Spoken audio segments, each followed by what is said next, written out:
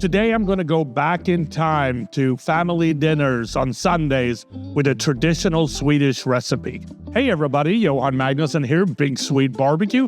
Today we're making a traditional moose roast with chanterelle sauce. I think you're going to love this recipe.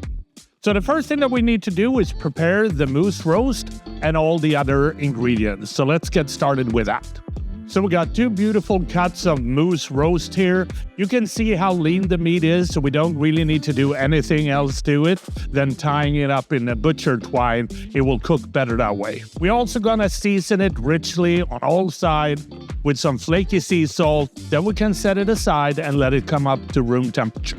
We're gonna add some butter into a pan, and then we're gonna add about 2 pounds of fresh chanterelles. Now we want to saute these until they're brown and cooked all the way through. We're going to season with some flaky sea salt and some black pepper. Then we can remove the chanterelles from the pan and set aside. All the ingredients are now ready, so let's start cooking. We want to increase the temperature to high and add a little bit of olive oil. And when the pan is scorching hot, we're going to add the moose roast. Now we're going to sear these on all sides so that they have a nice brown crust. When ready, remove them from the pan.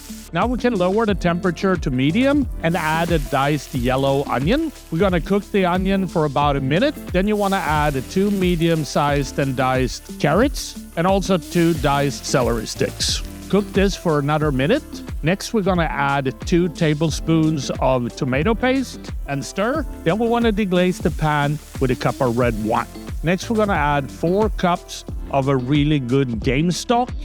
We can lower the temperature to low, and then we're going to simmer this for 2 to 3 hours. We're also going to add 3 bay leaves, and we're going to add 10 whole juniper berries. We also want to cut and add some fresh rosemary and some fresh thyme to our pan. Every hour or so, we want to lift the lid and flip the moose roasts over. And when they reach an inner temperature of 140 degrees, we can remove them, place them in some aluminum foil, and let them rest. We also want to pass the liquid through a sieve to remove all the solids. Then we're going to pour the liquid back into the pan again, increase the temperature to high, and reduce until thicken. When thick, we're going to add the chanterelles, and then we're going to add about 2 cups of heavy whipping cream. If you need to make the sauce thicker, we can add a slush with 1 tablespoon of cornstarch and some water. When the sauce is ready, we want to remove the roast from the aluminum foil. Then we want to slice the moose roast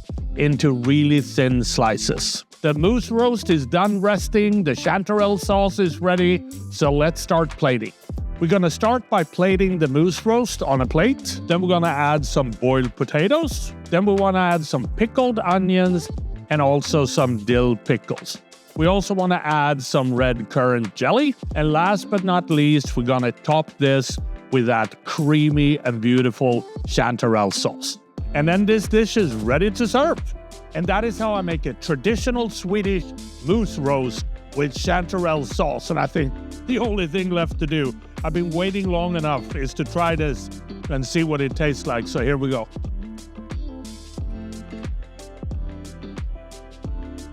So earthy, so good. Brings me back to family dinners back home in Sweden. I really hope you try this at home. Happy grilling.